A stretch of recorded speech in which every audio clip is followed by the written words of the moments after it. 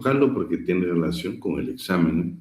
Vamos a tomar unos 10 o 15 minutos que vamos a conocer el primer tema. Este no lo voy a evaluar como tal, pero sí, por favor, tiene relación con todo lo que vamos a evaluar, por favor. Entonces, lo primero que tienes, acuérdense que la coalición de trabajadores y la asociación profesional de profesionales, que son los sindicatos, ¿sí? Esa puede ser una bonita que ustedes deben de saber bien claro. Cuando en derecho colectivo, cuando en esta clase ahora se esté hablando de asociación profesional, estamos hablando de los sindicatos. Estamos hablando de los sindicatos, por favor. Eso es importante para que usted tome en cuenta para efectos de evaluación. Y la coalición de trabajadores, que estos pues, no son sindicalizados, son los trabajadores que se organizan, pero no por medio de un sindicato, sino que como un evento eventual. Nosotros los trabajadores nos coligamos, somos una coalición de trabajadores y hacemos el planteamiento, el pliego de peticiones que habla del artículo 377 del Código de Trabajo. No únicamente los sindicalizados. Lo que sí le corresponde a los sindicalizados es precisamente la discusión de un pacto colectivo de condiciones de trabajo, también la celebración de un contrato colectivo de trabajo. Entonces, ya teniendo estas dos observaciones bien claras, son formas de organización colectiva, ¿sí? Que ya lo vimos nosotros en su oportunidad. El hablar de la coalición, el hablar de la coalición, en un poquito de historia, sus características y el procedimiento legal. Vamos a ver un poco la historia. La historia de la coalición de la necesidad la mayoría de tratadistas dicen que para la coalición de trabajadores existieron 3 etapas. La de la prohibición, se recuerdan cuando hemos mencionado el origen, el nacimiento de la industrialización o el inicio del capitalismo, o como usted lo quiera llamar, la revolución industrial concretamente, que es la que yo me he referido, pero el aparecimiento de la fábrica, la terminación del sistema feudal, cómo aparecen leyes específicas, precisamente 2 leyes que las vamos a analizar en este momento, que son características de la etapa de la prohibición en la coalición de trabajadores.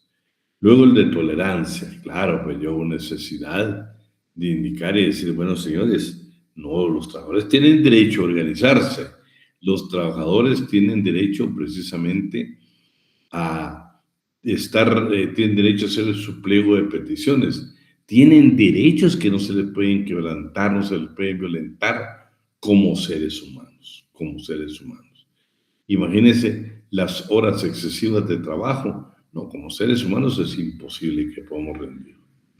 Usted ha visto, por ejemplo, a familia o amigos, personas de nuestro entorno que muchas veces no solicitan vacaciones, sino que las trabajan. Primero, es ilegal. 2, viven un estrés terrible, viven una situación terrible. ¿Por qué? Porque las vacaciones tienen su razón de ser. Entonces, todos esos derechos son casi derechos naturales como seres humanos. Imagínate el derecho a nosotros tener un mejor salario, por ejemplo, con el tiempo extraordinario. Todos son derechos que hay que irlos a nosotros a negociar, a plantear nuestra demanda a la clase de los patronos, indicándoles que precisamente nosotros, claro, tiempo extraordinario de conformidad con la ley lo vamos a ejecutar, pero quiero que usted cumpla con el trabajo digno y decente que precisamente nos está indicando la Organización Internacional del Trabajo. ¿Qué significa eso? Trabajo digno y decente que van a cumplir y van a pagar todas nuestras prestaciones laborales. ¿Sí?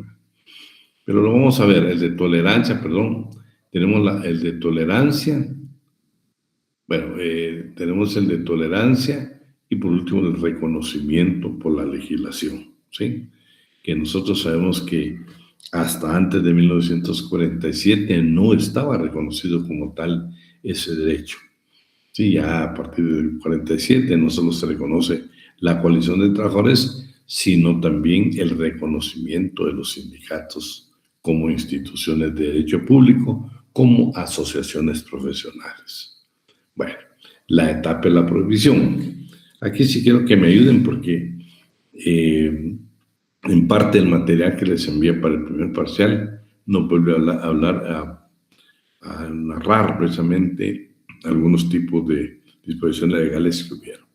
En la etapa de la prohibición, en la Revolución Industrial, paralelamente a la Revolución Francesa, aparece en Francia, por ejemplo, el Edicto de Turgot. Suprime la corporación de oficios, sus estatutos y sus privilegios. Esa era la finalidad de este edicto, ¿sí? Cuando usted lee, Turgot era un funcionario público, era alguien que era un funcionario público. Él fue el creador de esta ley. Él tenía como propósito, señores, deben de desaparecer las corporaciones de oficio porque son parte de la organización del sistema feudal. No podemos nosotros, iniciando el proceso de la industrialización, que existan. ¿Por qué? Aparece la máquina de vapor, aparecen las fábricas y es otro sistema de trabajo que inicia precisamente en toda la historia del ser humano. La ley de Chapelier, bueno, también prohibió las corporaciones de oficio, pero acuérdense, estas dos leyes, ¿sí?, también fueron leyes que estuvieron en contra de la coalición de trabajadores. ¿Por qué? Su finalidad era de que desaparecieran las corporaciones de oficio, pero también cuando se dieron cuenta que la clase trabajadora llegó a la fábrica, llegaron niños, llegaron mujeres, hubo necesidad de organizarse. Y eso no le gustó precisamente en Francia y aparecen estas dos leyes específicas que se encargaron de reprimir la coalición de trabajadores. Claro, finalidad, el desaparecer, el de suprimir, el de prohibir las corporaciones de oficio. Y ojo, usted sabe que entre suprimir y prohibir hay dos cosas diferentes. Y también nos vamos a dar cuenta que exigían ya cierto tipo de sanción para aquellos trabajadores que se organizaran. De luego están los decretos de Ayar.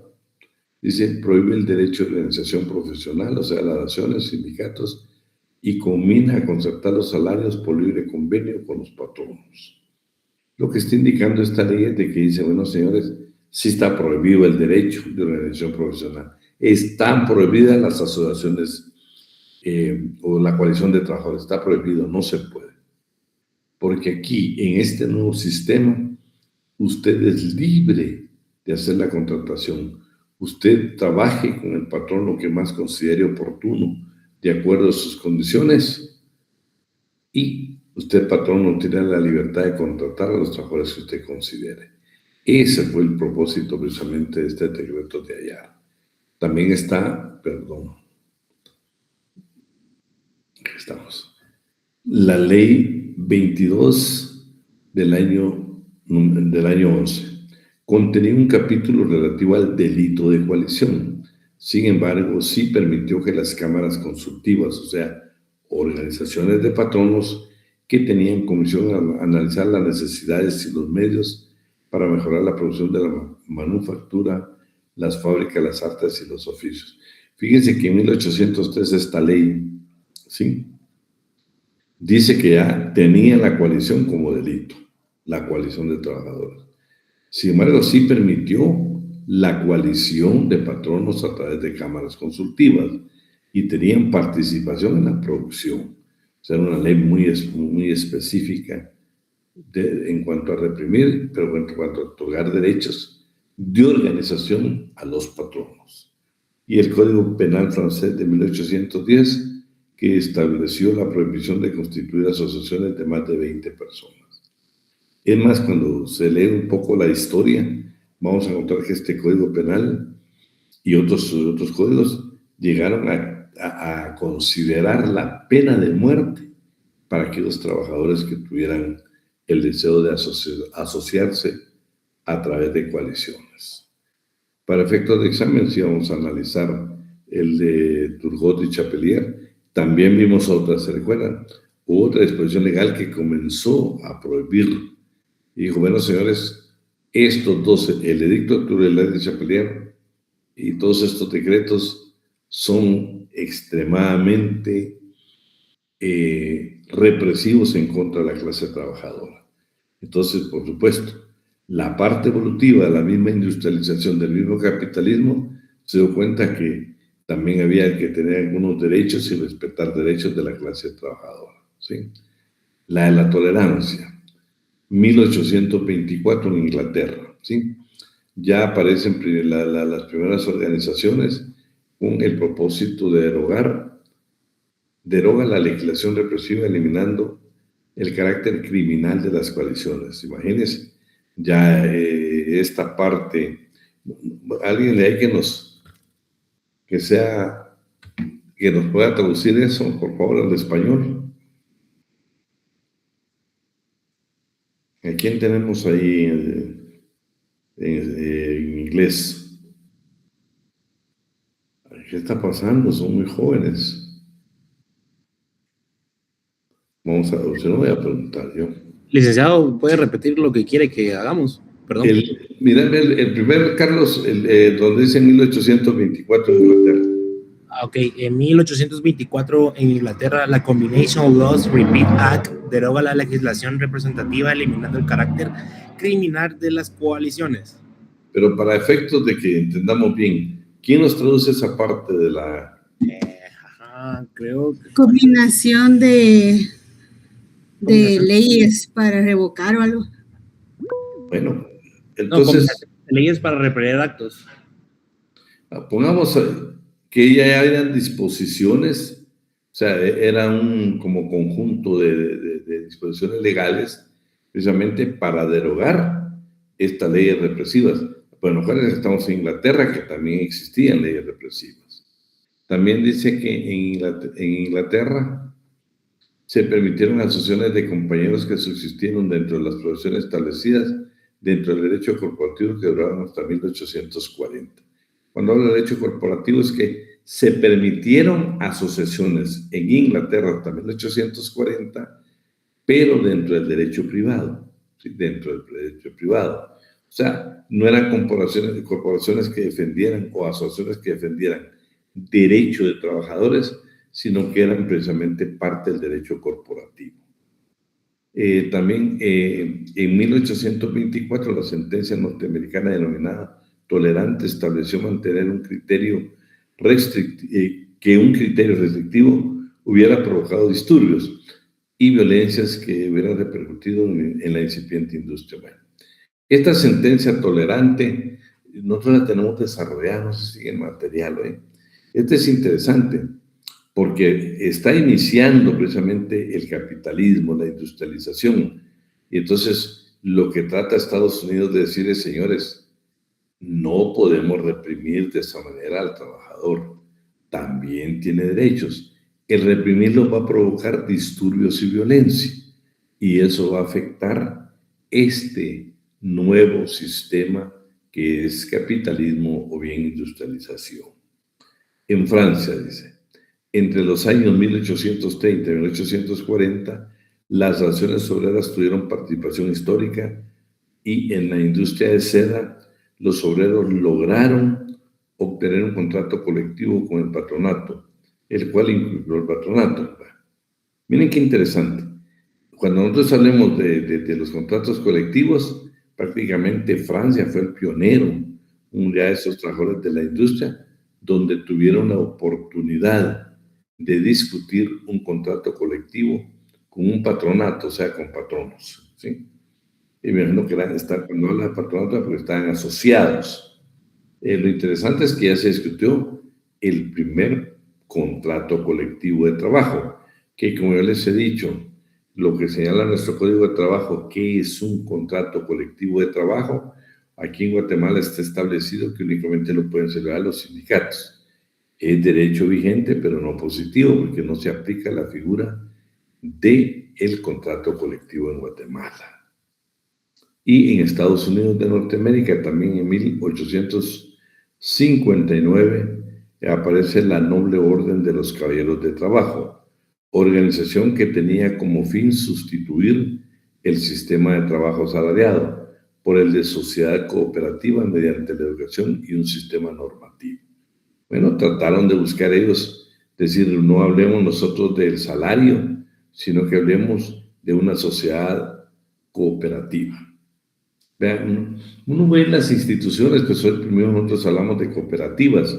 Claro, las cooperativas le perdieron totalmente la función que tenían.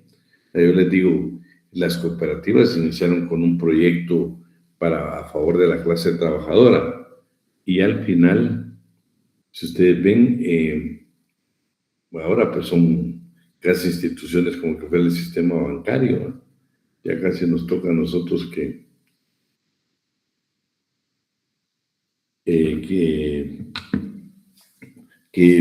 hacer todas las gestiones muchas veces en cooperativas. Pues no, la cooperativa ha perdido su función. Entonces Estados Unidos dice, es un problema tener que estar hablando nosotros de asalariados.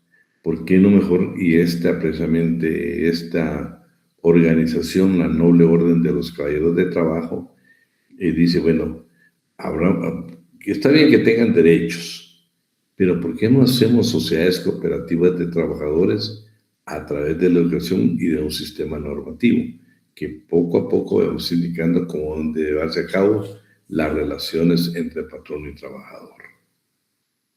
Y la última es la legislación precisamente de la etapa de reconocimiento.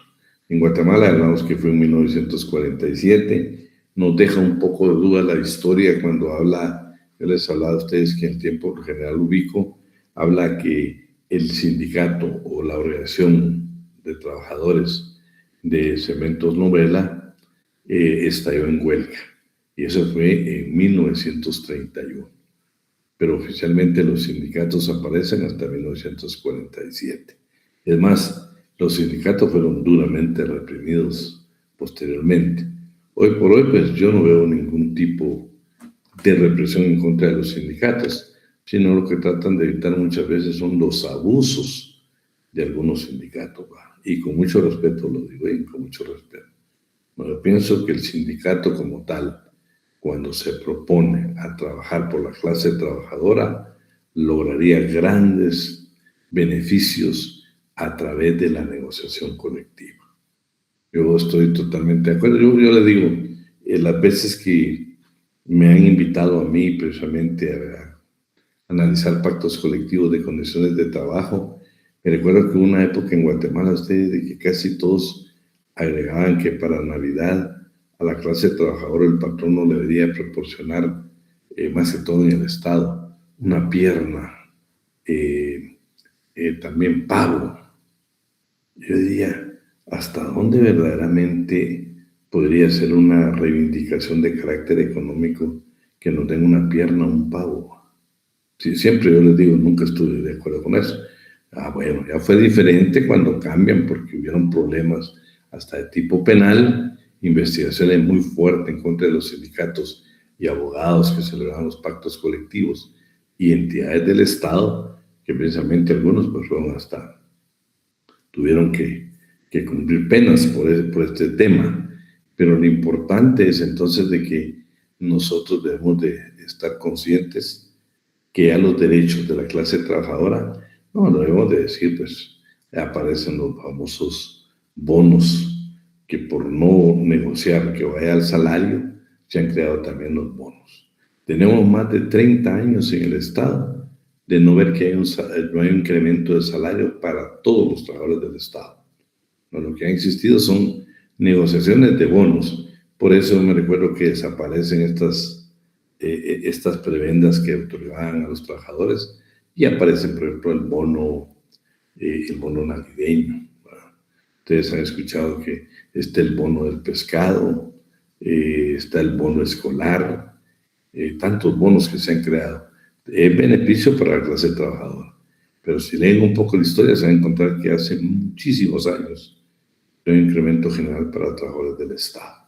Usted ha escuchado que ha incrementado el salario, por ejemplo, a los trabajadores de la Policía Nacional Civil, a la Autoridad Penitenciaria, pero general como Estado de Guatemala, de decir a todos los empleados públicos se les incrementa un 10, un 5, un 15, un 20, 30% de su salario, no. Lo que han creado a través de la nación colectiva son los bonos. Entonces dice que en 1864 Francia norma el reconocimiento al derecho de coalición y la licitud, o sea que la huelga la declara legal. Y esto se ha consagrado en la ley francesa en 1864. Ahora está bien difícil la pronunciación acá. Carlos, vos que sos bueno para la pronunciación, miremos qué pasó en 1884.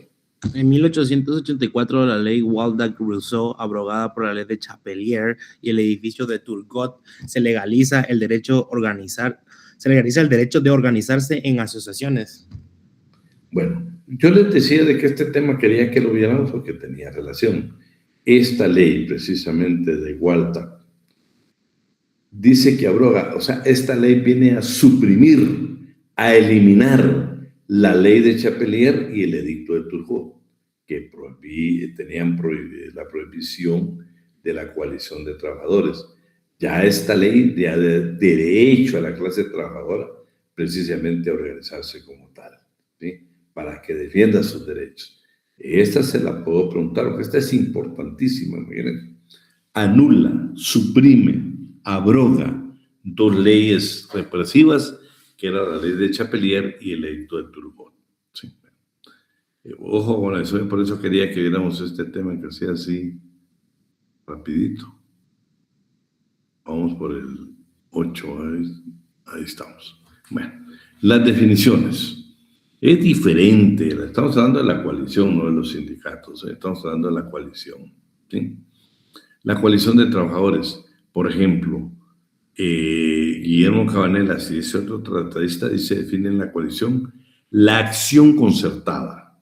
Puede ser de patronos o trabajadores, ahí dice de patronos y trabajadores, no. Para defensa de sus respectivos intereses comunes. ¿Sí? Se permite la coalición de patronos y se permite la coalición de obreros. La palabra ahí sería la acción concertada. No, yo diría que la vamos a revisar bien ahí porque sería de patronos o de obreros, ¿sí? Porque son diferentes, no pueden estar. Ya les salió a ustedes que el único sindicato que velaba porque decía, señores, arreglemos este problema en el mundo. Tanta dificultad que hay precisamente con la relación obrero-patronal. Viene el sindicato católico y dice, los sindicatos deben estar integrados por patronos y trabajadores. La propuesta de ellos es de que ahí se hubieran conseguido la paz social si en un sindicato se permitiera que también estuvieran patronos. Estuvieran ambos en los sindicatos. No, eso es imposible, porque los intereses son diferentes, las luchas son diferentes. Mario de la Cueva es el acuerdo temporal de un grupo de trabajadores para la defensa de sus intereses comunes. Ahí estamos de acuerdo con este tratadista, que es un acuerdo temporal, porque después de que se solucione el problema o se llegue a un laudo arbitral o sentencia arbitral, ahí termina la coalición de trabajadores. Esa coalición. Claro, pueden formar otras después, pero lo interesante es de que es temporal. El sindicato es permanente. Néstor de Buen dice que es el acuerdo de un grupo de trabajadores, aquí sí, o de patronos, para la defensa de sus intereses comunes. La legislación mexicana dice que es el acuerdo temporal de un grupo de trabajadores o de patronos para la defensa de sus intereses comunes. Esa es la coalición de trabajadores, Y sus características es una alianza concertada de trabajadores no sindicalizados. Aquí yo tomé la característica que fueran únicamente trabajadores. Alianza concertada de trabajadores no sindicalizados. Tienen como propósito mejorar las condiciones de trabajo. Defensa de intereses comunes. Es una organización de hecho y de naturaleza emergente. Únicamente aparece en determinado tiempo, después que logra su objetivo, desaparece. Se disuelve después de tener su objetivo principal. Es una formación, el grupo coaligado no requiere llenar requisitos especiales, como cuando formamos un sindicato. Ahí estamos. ¿Cuál es la base legal? Algunos profesores, algunos tratadistas guatemaltecos, ellos dicen que la coalición de trabajadores es la contenida en el artículo 374.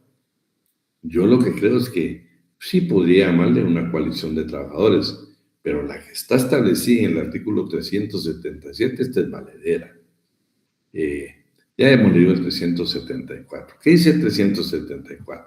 El 374 dice que cuando existan diferencias en el trabajo diario, los trabajadores tenemos derecho a formar comité ad hoc o comités permanentes para hacer llegar una solicitud, una petición amigablemente al patrono, a su representante, y este también debe recibirnos con toda la cortesía.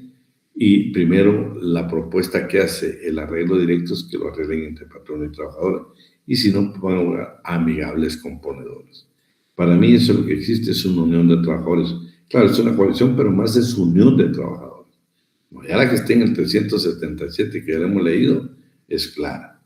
Escuchen, cuando en un lugar de trabajo se produzca una cuestión susceptible de provocar una huelga o paro, los interesados, si se tratara de patronos trabajadores no sindicalizados, elaborarán y suscribirán un pliego de peticiones. En el mismo designarán delegados para que conozcan el conflicto. Pero ¿por qué yo le digo para efectos de esta cátedra, yo le diría cuando le pidan la base legal? O sea, dice la base legal, si ustedes piden un examen de la coalición de trabajadores, es el 377. Es que aquí sí estamos nosotros elaborando un pliego de peticiones, escúchenme, que puede provocar una suspensión de labores. O sea, ya es una situación, estamos hablando de incremento de salario, posiblemente los bonos que yo le platicaba, reducción de la jornada de trabajo, por ejemplo, el pago extraordinario, cómo se va a hacer el pago extraordinario de nuestro trabajo. O sea, situaciones que verdaderamente sí constituyen una defensa de sus intereses y de reivindicaciones de carácter económico-social. Estamos. Diferencia entre unión de trabajadores y coalición de trabajadores. Para su servidor, y con mucho respeto. Yo creo que el licenciado Alan ya comparte este criterio. Dice, los trabajadores pueden constituir consejos o comités ad hoc o permanentes en cada lugar a través de trabajo compuestos por no más de 3 miembros. Esta es la unión de trabajadores. El 377 ya es totalmente diferente, ya habla de trabajadores no sindicalizados. Acá habla, patronos y trabajadores están de resolver sus diferencias por medio del arreglo directo, con la sola intervención de ellos o de cualesquiera otro amigable componedor. Eso es diferente, porque el 377 estamos planteando nosotros el conflicto ante un juez de trabajo y previsión social. Acá, en el 374, lo que está hablando es de que nos vamos a poner de acuerdo, si no, pues busquemos una dependencia que nos pueda apoyar. ¿Sí? Bueno. Ahí estamos. Vamos a ver si vamos en orden. Sí, nos tocaría esta parte. Bueno, aunque no, al final tomamos la decisión que no ingresara al examen la breve historia del movimiento sindical guatemalteco de Mario López Larrabe, sí en el segundo parcial hoy. Y en este lo omitimos porque pues ya cuando nos dimos cuenta ya estábamos en el parcial. ¿Sí? Es lo que yo les indicaba. Primero la etapa de los mutualistas. Si yo en el examen le preguntara eso, ya lo vimos. Por eso me interesó que hiciéramos un repaso de lo que estamos viendo ahora. Ya hablamos de las entidades mutualistas. En Guatemala, si yo le preguntara cuál fue la primera, estamos hablando del Porvenir de los Obreros, que todavía existe. Y las otras, pero yo creo que ya todas desaparecieron. Ahora, el Porvenir de los Obreros sigue existiendo. Por lo menos no sin organización, pero sí inmuebles. Todavía tienen muchos inmuebles. Lastimosamente, la biblioteca que yo les he hablado, pues ya desapareció. Y es lo que yo les indicaba, Mario López Larrabe ya habla de que los trabajadores de la fábrica de cemento Novela la más grande industria cementera en Centroamérica, ha apagado sus altos hornos y ha estallado en huelga. Y mira lo que dice el comité sindical. Yo entre paréntesis puse coalición de trabajadores, porque no habla, la legislación nuestra no habla ni siquiera la historia. Podemos encontrar los que existieron los sindicatos antes de 1947, porque fue a partir de ahí que ya existe el registro público de sindicatos. Ahí estamos, ¿eh? Dejen. Ahí. Con eso terminaremos este pequeño tema que es la coalición de trabajadores. Ya en las siguientes clases, por lo menos se las van a esperar que vamos a hablar de los sindicatos, ¿sí? Pero entonces quedamos nosotros con la observación que sí vamos si podemos preguntar qué es una asociación profesional en derecho laboral, estamos hablando que es un sindicato. Eso sí lo podemos preguntar en el examen, ¿eh? Y esta ley me interesa mucho, la que abrogó, la que suprimió, la que eliminó la ley de Chapelier y el edicto de Turgot, ¿eh? Bueno, ahora yo quisiera que hiciéramos un breve repaso, ¿sí? Algo que yo creo que no sé si no lo platicamos, ¿eh? Fíjense que cuando hablamos nosotros del salario, por ejemplo, y estábamos hablando, por ejemplo, de las direcciones del Ministerio de Trabajo y Previsión Social, hablamos de la Dirección General de Trabajo, de la Dirección de Fomento a la Legalidad, la de Previsión Social y Empleo. Fue importante, pero por ejemplo, ustedes deben de conocer respecto a lo del salario mínimo. Lo que existe es la Comisión Paritaria del Salario Mínimo y la Comisión Nacional del Salario.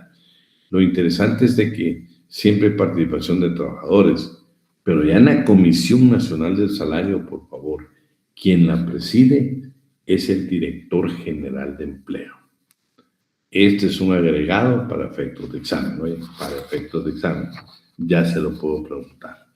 Ahora, le puedo hacer una pregunta y si quieren espero su respuesta para poder continuar y hacer un repaso bien hecho, ¿sí? Vamos a ver.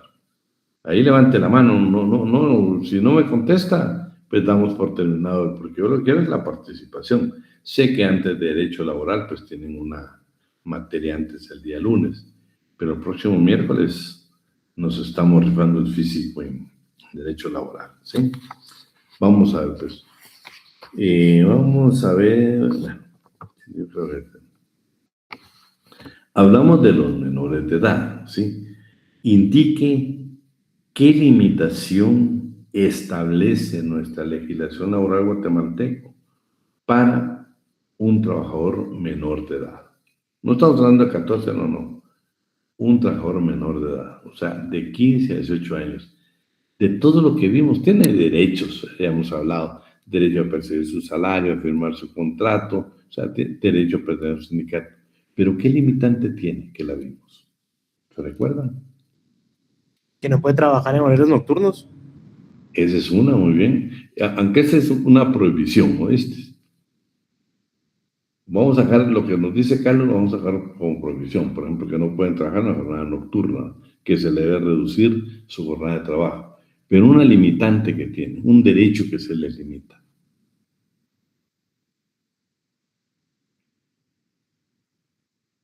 Pues no, ¿qué pasó? Bueno, se recuerda que les dije yo que ellos no pueden pertenecer al comité ejecutivo o al consejo consultivo de un sindicato. Eso es una limitante que ellos tienen, ¿eh? Si yo le preguntara una prohibición, me parece atinada a la que Carlos nos dijo. ¿Sí? La que Carlos nos dijo. Sí. Bueno. Vamos a ver, pues.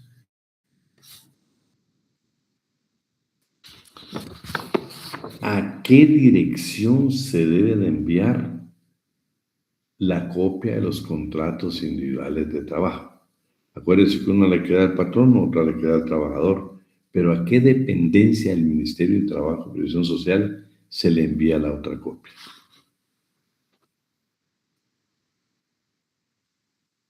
No puede ser, eso sí la tienen que saber. Dime, Hilary. La verdad no estoy muy segura, pero si no recuerdo mal, se envía a la Inspección General de Trabajo. No. ¿Qué dice? Dime, Catherine. Si no recuerdo mal, sería la Dirección General de Trabajo. Muy bien. ¿Por qué esa pregunta se la voy a hacer? Porque ya quedamos desde que el año 1970, ¿qué tal? Se la voy a preguntar. 1970 desapareció el Departamento Administrativo de Trabajo y actualmente es la Dirección General de Trabajo. Estamos bien. Vamos a ver, pues. ¿Quién aprueba un reglamento interior de trabajo? ¿Qué dependencia del Ministerio de Trabajo y Previsión Social aprueba el reglamento interior de trabajo?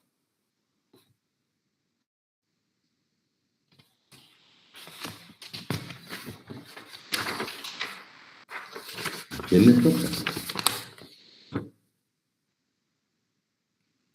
Ya lo dijo Catherine. Esta pregunta es importante, porque quien aprueba los reglamentos interiores de trabajo es la Inspección General de Trabajo. ¿Pero dónde se registran? Se registran en la Dirección General de Trabajo. Son dos funciones totalmente diferentes. Por ejemplo, cuando hablamos de los sindicatos, quedamos bien claro.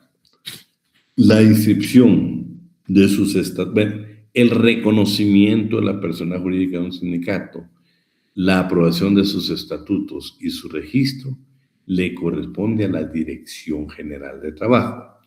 Pero para que gocemos los trabajadores del derecho de inamovilidad cuando formamos un sindicato, ¿a qué dependencia le debemos de enviar una copia para tener ese derecho?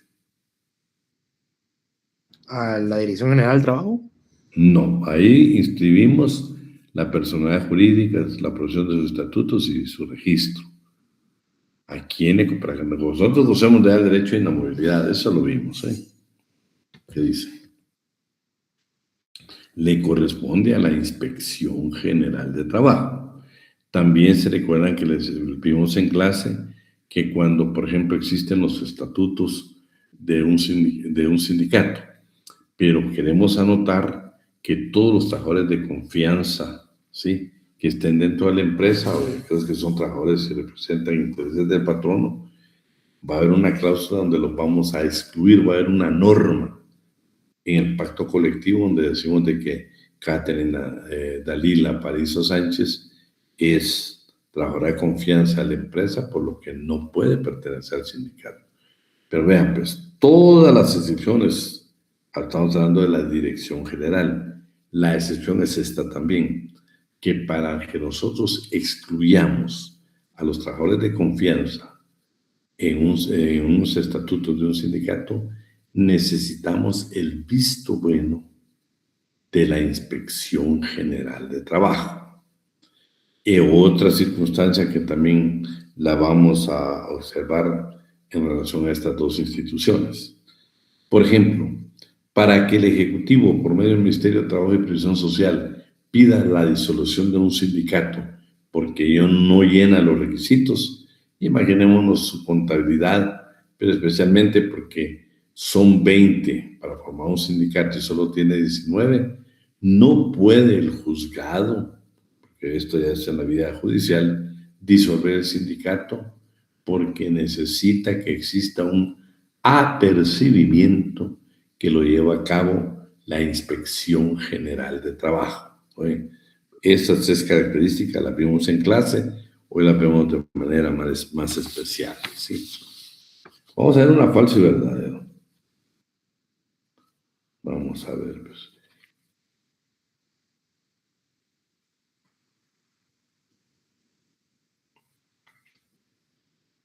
Vamos a ver.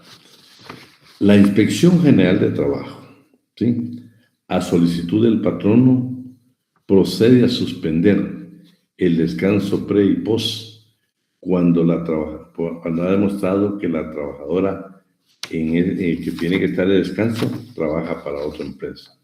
¿Falso o verdadero? ¿Le corresponde a la inspección?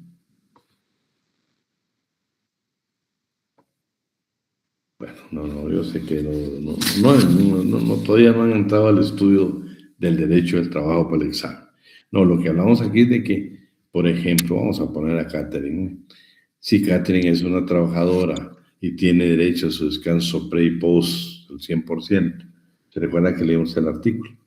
Pero resulta que Katy utiliza ese descanso remunerado y dice, bueno, ya di a mi bebé, pues eran unos días, como no voy a ir a la empresa, puedo trabajar para otro patrón.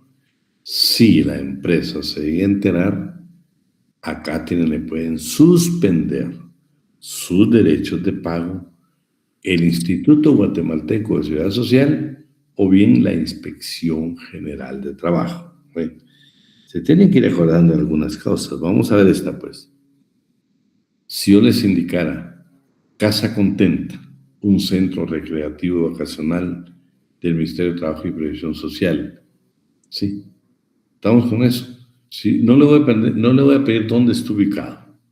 Pero, por ejemplo, si yo le indicara a usted Las Ninfas, que es un centro recreativo vacacional, ¿quién lo administra? ¿El IRTRA, la Municipalidad de Amatitlán, porque está ahí en Amatitlán, o el Ministerio de Trabajo? ¿Qué dirían ustedes? Dime. Licenciado del Ministerio de Trabajo. Claro. Es que eso es importante, ¿saben por qué? No importa en qué municipio está. Estos son centros vacacionales que administra el Ministerio de Trabajo y Previsión Social. El IRTA administra lo que es IRTA, ¿sí? Y no puede, los municipios tendrán sus propios centros recreativos, pero no estos que pertenecen a favor de la clase trabajadora del Estado. ¿Estamos? Vamos a ver. Bueno.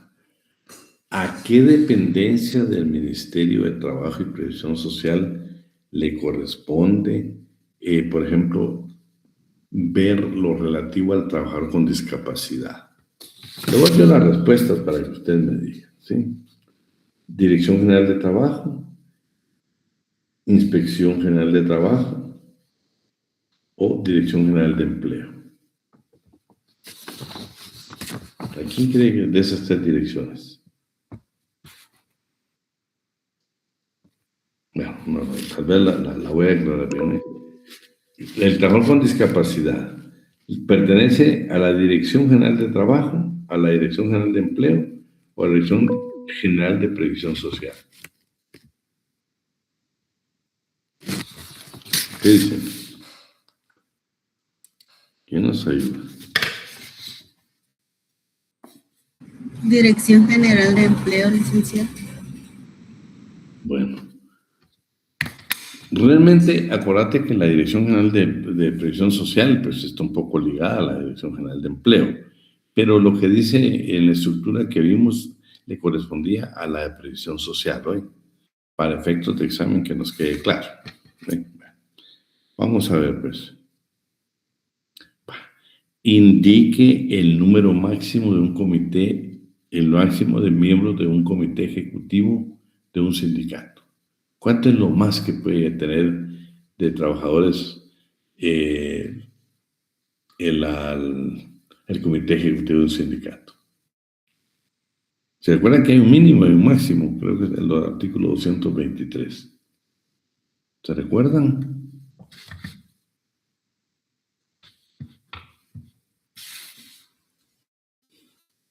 Miremos qué dice el 223, si lo tienen ahí.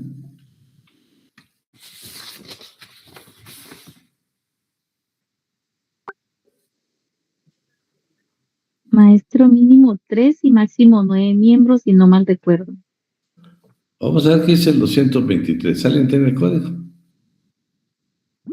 Sí, licenciado Diva. Por favor, búscamelo ahí, Sandra. Artículo 223. Búscame una vez el inciso que habla. Es el inciso C. Inciso C. Sí, Gracias. ¿Lo leo? por favor. El número de sus miembros no puede exceder de 9 ni ser menor de 3. Ahí está, ¿sí? Mayor 9, no puede ser menor de 3. ¿Estamos claros? Y fíjense que si uno lo maneja por lógica, puede acertar uno con la respuesta. ¿Se recuerdan que en el 377, cuando un sindicato plantea un conflicto de carácter económico-social, tiene que nombrar a 3 delegados del comité ejecutivo? Por eso no puede ser 2, ¿va? Porque el mínimo son 3.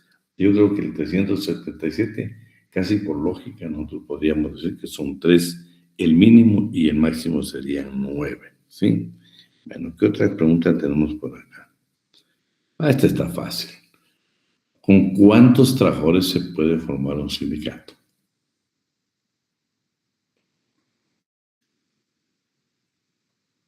¿Con 20?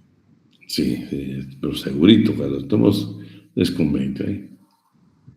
No se puede con menos, tienen que ser 20, ¿sí? Bueno, vamos a ver qué otra. Sí, bueno, algunas definiciones vienen ahí, pero muy especiales.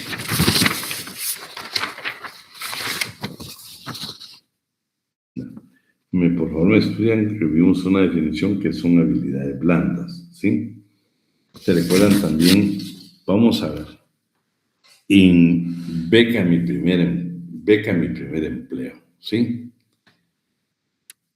La ley estipula la edad a que tienen derecho los guatemaltecos, entre qué edades tenemos nosotros derecho a optar o a solicitar que nos circulen en el programa Beca Mi Primer Empleo.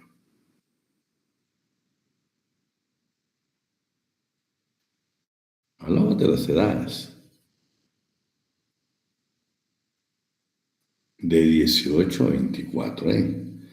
A mí eso me interesa porque yo les dije a ustedes, Beca Mi Primer Empleo, me gustaría que ustedes puedan ingresar al portal e investigar más para que sean agentes de cambio de muchas personas que son su entorno social en el que ustedes se movilizan, ¿sí?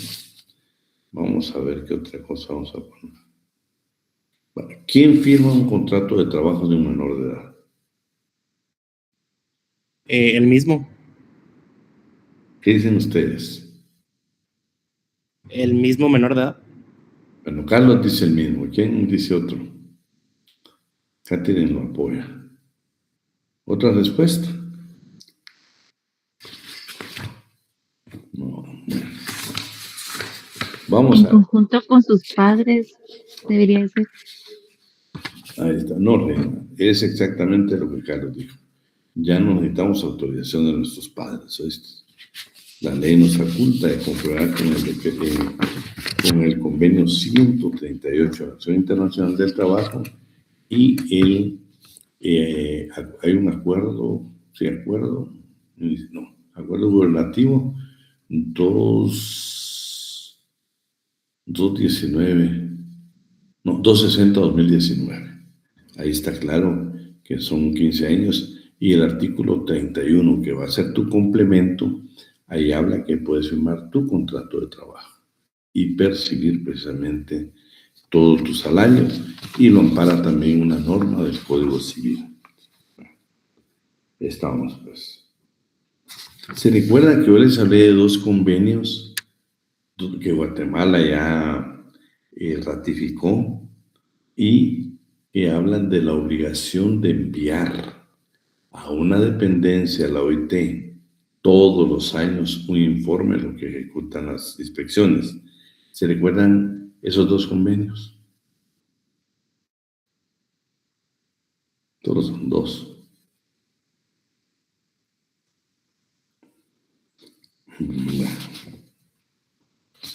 Uno es el 81, que ese sí no se les puede olvidar, ¿sí? Y el otro,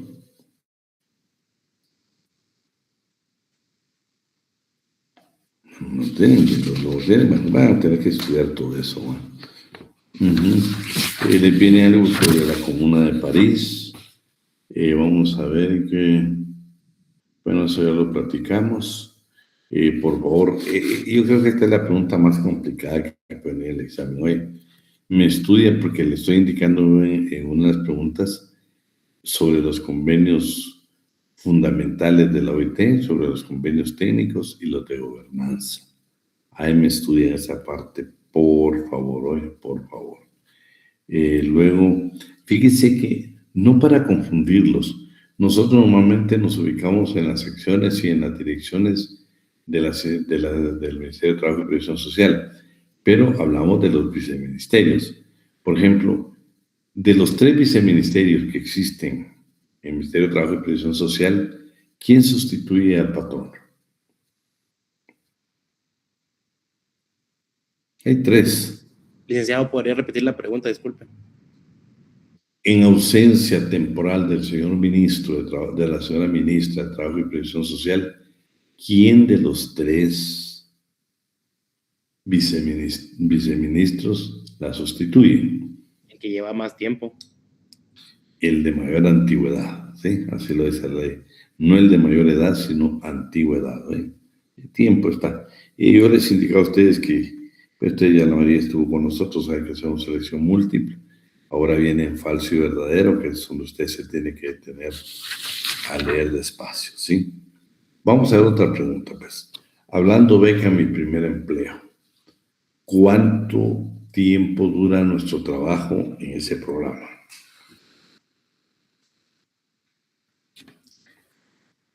¿4 meses? Es exactamente, son 4 meses.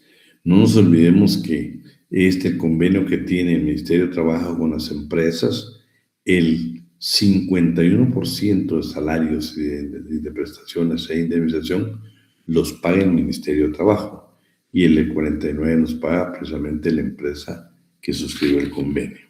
¿Estamos? Sí, aquí hay una.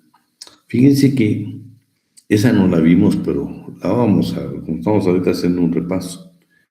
Se recuerdan que nosotros hablamos de las huelgas. Como no estudiamos Mario López Larrabee, ahí Mario López Larrabee le van a dejar las huelgas del IRCA, de la parte de los bananeros, pero realmente hay una que la narra la historia, ¿eh?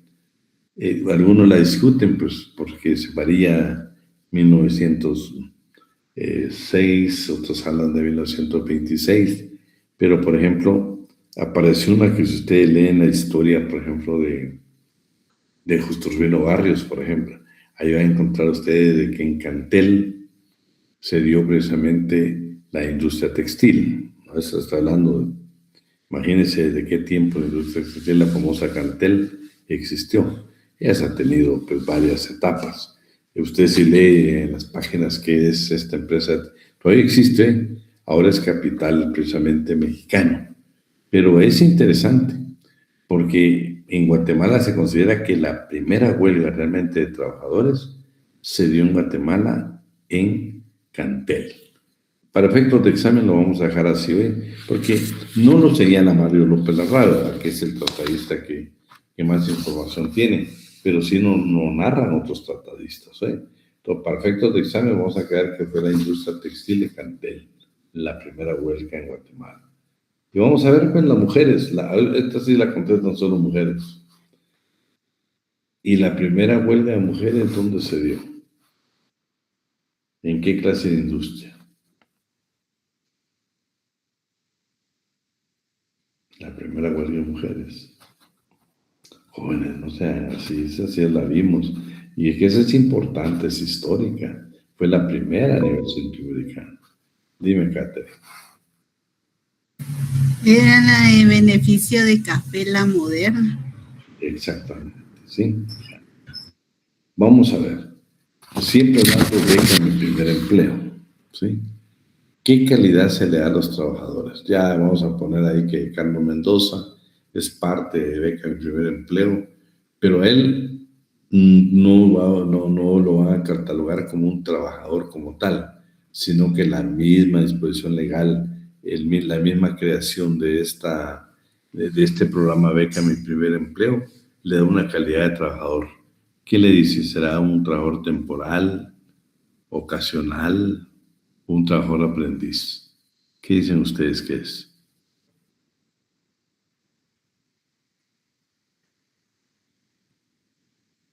Por favor, lo leímos, ¿eh?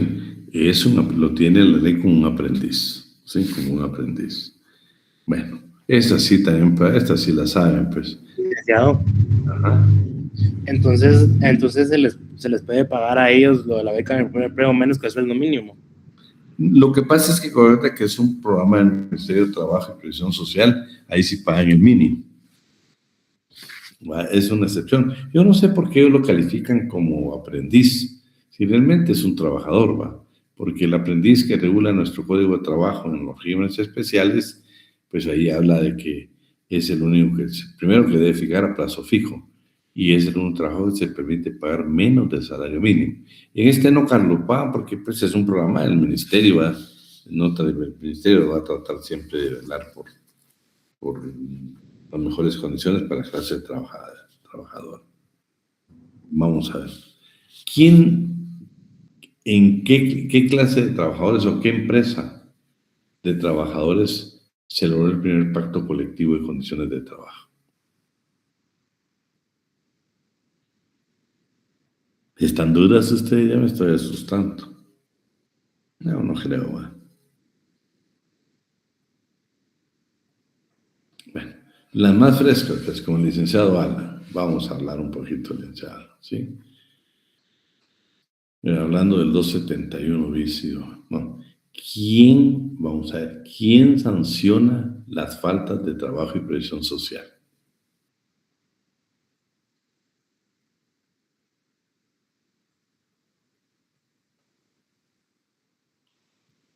Jóvenes, eso lo acabamos de ver con el nuevo Venezuela y lo acabamos de ver conmigo.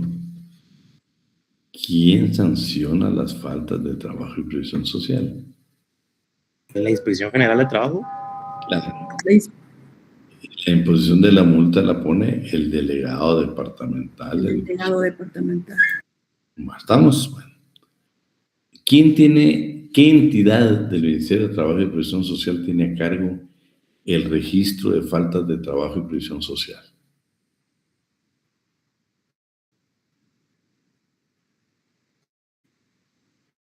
La Dirección General del Trabajo. No, es la Inspección General de Trabajo.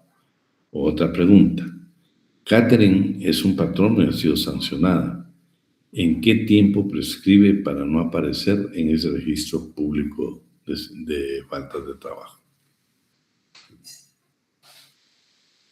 Ese también lo vimos.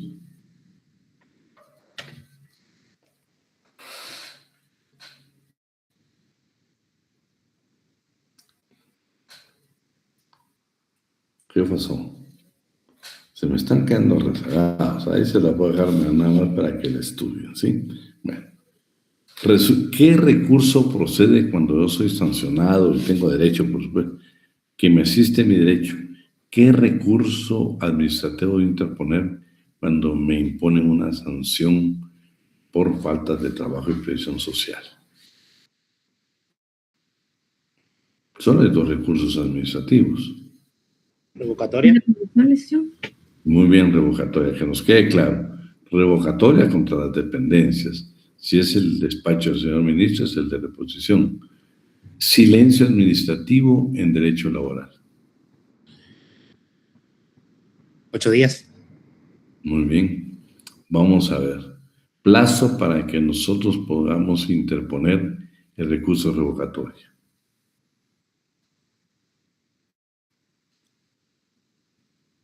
¿10 días?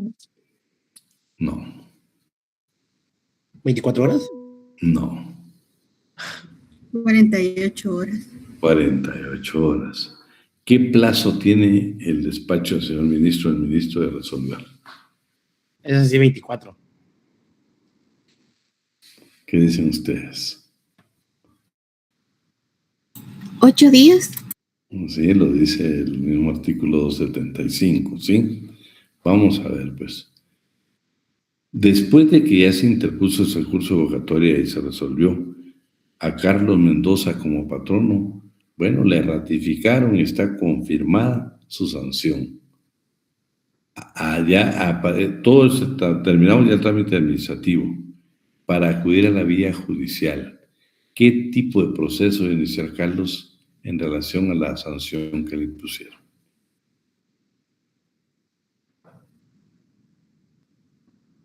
¿Ejecutivo? No. ¿El procedimiento contencioso administrativo?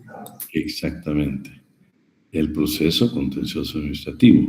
¿Qué plazo tenemos para interponerlo?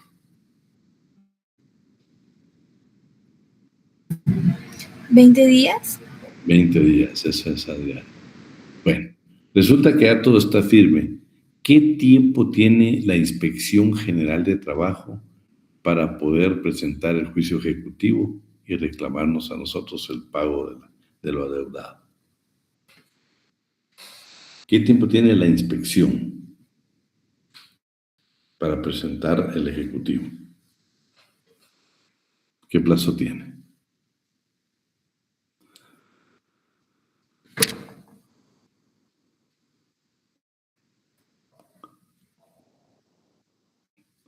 ¿Cuánto estás? 5 ¿Qué días? ¿Perdón? 5 días. No, no.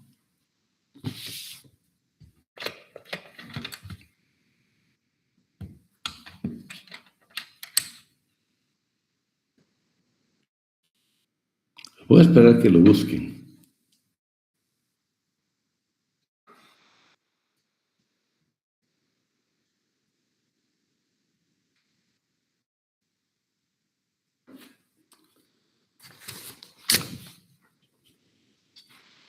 Licenciado, una pregunta. ¿Cuál es que dijo que era el otro recurso que se usa contra el ministro?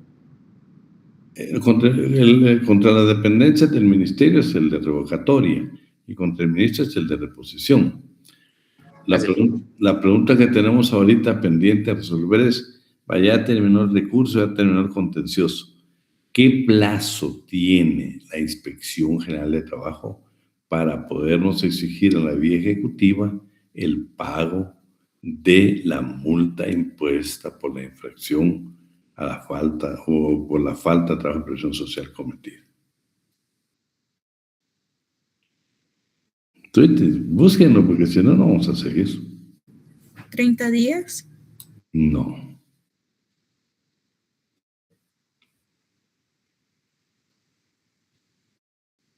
Búsquenlo.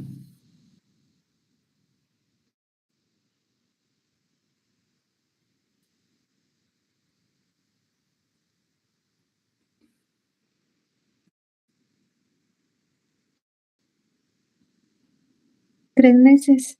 Muy bien, Marta, son 3 meses. Vamos a ver. ¿Se recuerda que cuando nosotros hablamos de la Inspección General de Trabajo, hablamos de que históricamente aparecen en un país y son nombrados 4? Sí, 4. ¿En qué país se dio el primer nombramiento de los primeros inspectores de trabajo?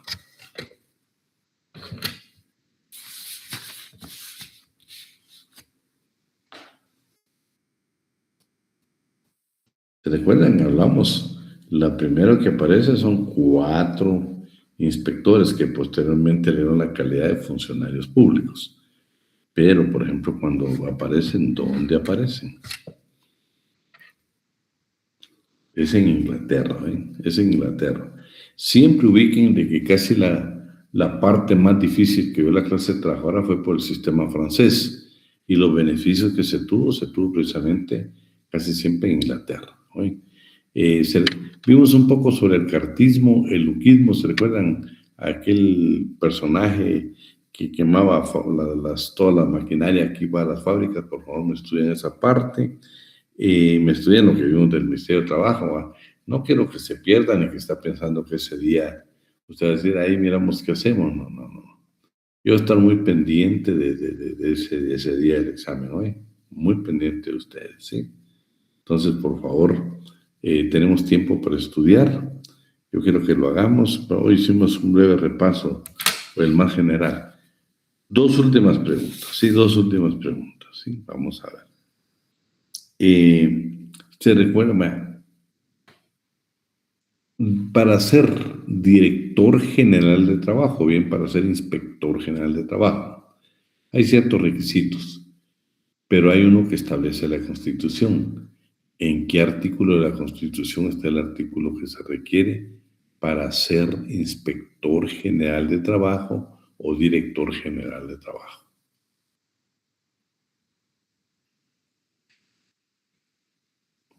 ¿Qué dicen?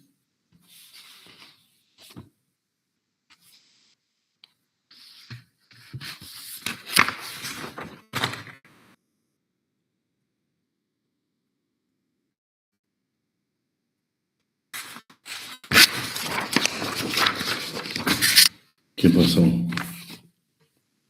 Eso lo vimos, lo repetimos. Lo vimos cuando vimos la dirección, luego cuando vimos la inspección. Vean, pero lo que yo les indiqué ahí fue de que si ustedes leen su artículo, ¿qué? 276, dice que ahí señala el artículo 6 de la Constitución de la República, pero esa es la Constitución anterior. La actual es el 145, 145 de la actual Constitución. Bueno, hasta ahí lo vamos a dejar, pues, la última. ¿Qué porcentaje otorga el Estado en el aporte económico del adulto mayor? ¿Cuál es el pago mensual que le hace a los que ya están inscritos en el programa? Dime. 500 quetzales, licenciado. ¿Y qué edad se requiere? 65 años. Muy bien. Bueno, jóvenes, vamos a dejar hasta ahí el repaso. Lo hicimos. Yo sé que pues ustedes están preparándose para el primer examen, no para el segundo. Pero espero en Dios de que les vaya muy bien en todos sus exámenes, el mejor de los éxitos y especialmente en derecho laboral.